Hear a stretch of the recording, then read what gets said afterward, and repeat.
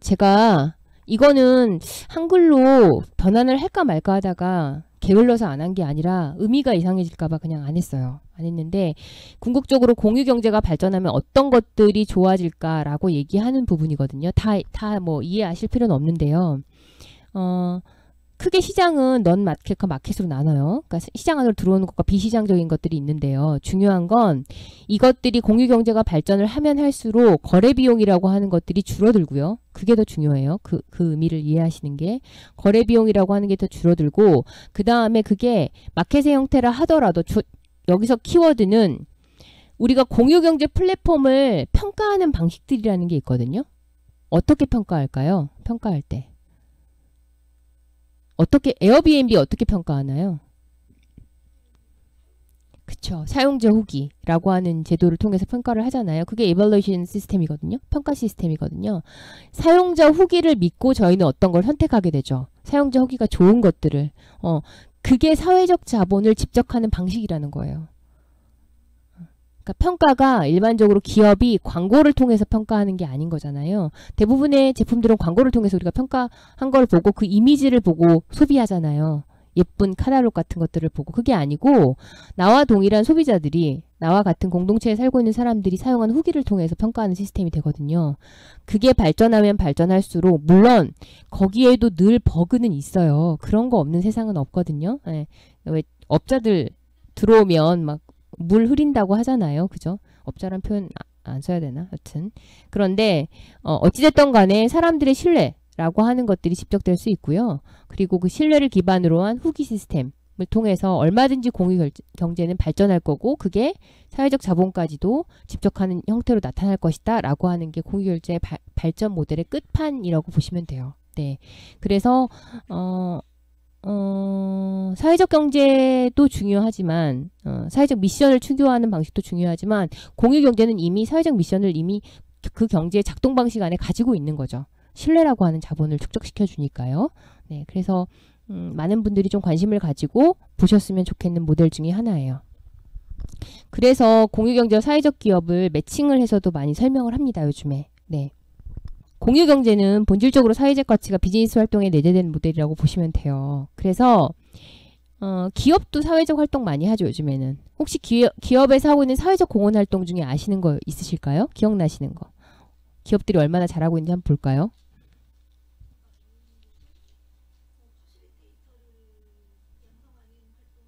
어느 기업일까요? 세비요. 또 뭐 있을까요? 조금 흔한 거, 흔한 모델. 사회적 공헌 활동. 딱 떠오르는 거. 연탄 날라주는 거. 어느 기업일까요? 중요한 건 어느 기업인지가 중요해요. 그래야 기업이 돈 내고 한 게 표가 나죠. 그러니까 이렇게 말하면 그 기업은 잘못하고 있는 거예요, 지금. 삼성에서 뭐 하나요? 그렇죠. 맞아요. 예, 딱 그게. 또 하나. 현대차. 그죠? 그렇죠. 지원해주는 거. 맞아요. 그런 것들. 그러니까 기업이 지금 우리나라 기업들이 사회적 공헌 활동을 잘 못하고 있는 거예요. 여러분들이 딱 무슨 서비스 하면 어떤 기업이 떠올라야 되거든요. 근데 서비스만 지금 떠오르시잖아요. 그럼 잘 못하는 거죠. SK도 되게 많이 해요. SK도 많이 하는데 지금 별로 생각 안 나시죠? 큰일 났네요. 거기 사회적 공헌 팀들 되게 돈 많이 받고 근로 하는데. 여튼. 근데 기업에서 사회적 공헌 활동하는 이유는 명확해요. 기업 활동하다 보면 발생하는 문제들이 있어요. 부정적인 영향들이 있어요. 그거를 뭐 각오해서 그런 건 아닌데요. 부정적으로 발생하는 것들이 있거든요. 사회적이나 환경적으로. 그래서 그걸 좀 책임져 보려고 하는 거죠. 혹은 기업 총수가 이미지를 너무 망쳐놨을 때도 그걸 어떻게 좀 만회해 보려고 하는 거예요. 사회적 공헌이라는 게 전혀 없다고 말할 수는 없어요. 네. 그렇게 본질적으로 기업이 일부러 의도를 가지고 하지는 않았지만 기업 활동을 통해서 발생하는 문제들을 조금 책임져 보려고 하는 게 사회적 공헌 활동이라면 공유경제는 그거 아니에요. 그거 자체가 그냥 사회적 가치를 만들어내는 활동인 거죠. 이건 완전히 달라요. 달라서 공유경제는 사회적 미션들을 수행하기가 매우 편한 형태, 좋은 형태라고 보시면 될 것 같아요. 그래서 특히나 사회적 기업 같은 경우에는 시장 원리 안에서 작동하고는 있지만 내부 조직 안에 호혜나 연대, 나눔 정신을 기반으로 하고 있기 때문에 공유경제가 추구하는 소통, 협력, 나눔, 신뢰와 같은 핵심 가치와 굉장히 유사한 점이 많습니다. 그래서 사회적 기업을 하고 싶은데 전통적인 사회적 기업, 우리 지난 시간에 했던 사회적 기업에서 가장 많이 책임지고 있는 게 뭐였다고 말씀드렸나요? 네, 사회적 기업이 주로 담당하고 있는 영역이 뭐였나요?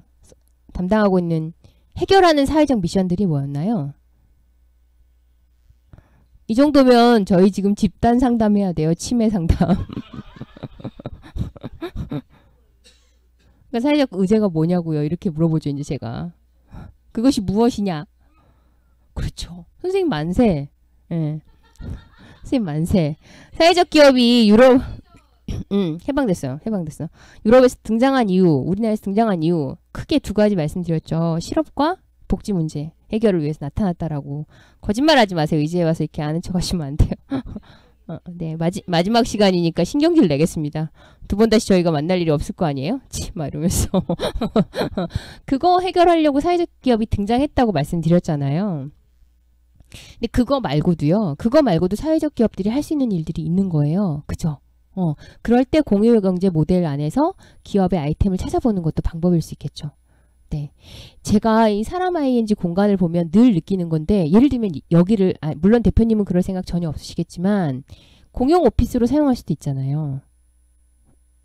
오피스가 없는 사람들한테 사무공간 대여해 주실 수도 있거든요. 특히나 예를 들면 이런 영상과 관련된 일을 하시는 분들의 사무공간, 트레이닝도 되고 사무도 볼 수 있는, 만약에 그런데 여기서 만약에 그러면 이제 그분들이 일정한 비용을 지불하시겠죠. 선생님들한테 사용하니까요.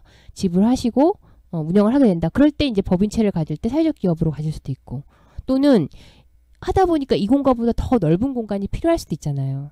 잘 됐어요. 잘 되고 확장성도 좋고 사업 모델도 좋아요. 그래서 해보고 싶다라고 생각이 드시면 출자를 받는 거죠. 협동조합 모델 하나 만들으셔가지고. 그래서 같이 출자해서 그런 공용 오피스 가지고 일들을 해보는 거죠. 그럴 때 법인 형태를 고민해 보시는 거예요. 지금 아무 비즈니스 모델 없이 고민할 필요는 전혀 없고요. 그렇게 된다고 하면. 그러면 저 같은 사람도 출자하거든요. 저도 오피스 필요해요. 좀 집에서 벗어나서 연구하고 싶은 공간 필요하거든요. 집에 있으면 왜 다 아시겠지만 막 먼지도 보이고 빨래도 보이고 막 이래서 집중이 안 돼요. 그래서 필요한데 그냥 오피스 얻으면 너무 비싸니까요. 그럴 때 해볼 수 있는 방법 중에 하나인 거죠. 그런 것들을 고민할 때 사회적 기업이나 협동조합을 해볼 수 있는 거죠. 또 하나, 공유경제 모델은 구매자가 직접 사회적 가치를 구매해요. 이게 제품만 구매하는 게 아니거든요. 그래서 수익성이 우수한 비즈니스 모델 설계가 매우 용이합니다. 용이합니다. 예를 들어서 기저층에 있는 분들을 위해서 내가 어떤 서비스 상품을 판매한다 이럴 땐 수익성이 낮아질 수밖에 없어요. 그분들이 지불 능력이 낮기 때문에요. 사회적 기업이 제도적으로 도움을 받는 이유 중에 하나는 지불 능력이 낮은 분들한테 서비스를 판매하는 거에 대해서 가격을 높이지 못하게 하려고 그러는 거거든요. 그래서 정부가 어떤 지원들을 해주는 거잖아요. 근데 그런 영역이 아니라면 오히려 수익성이 높은 사업을 구상할 수도 있는 거죠. 일반 기업보다는 뭐 저렴한 재화지만, 저렴하게 재화 가격을 설계하지만 그렇게도 할 수 있기 때문에 여러분들이 고려해 볼 수 있는 부분들이 많습니다. 자, 공유경제 관련 기업을 좀 볼게요. 여기서 기업 이름을 아시는 건 하나도 안 중요해요. 공유경제와 관련돼서 어떤 것들을 취급할 수 있는지 보시면 좋을 것 같아요. 재화는 다 되겠죠. 일반적으로. 재화는 거의 다 되고요. 서비스도 전문 서비스도 되고 개인 서비스 영역도 되는 거예요. 그리고 교통과 관련해서도 굉장히 많이 이루어지고 있죠. 공간과 관련해서도 많이 이루어지는데 공간도 사무공간과 숙박공간 다 가능한 거죠. 사업 영역으로. 그리고 금융도 가능합니다. 금융도. 그러니까 공유경제 영역에서 못할 게 거의 지금 없는 것 같아요. 그죠? 그래 보이죠? 네.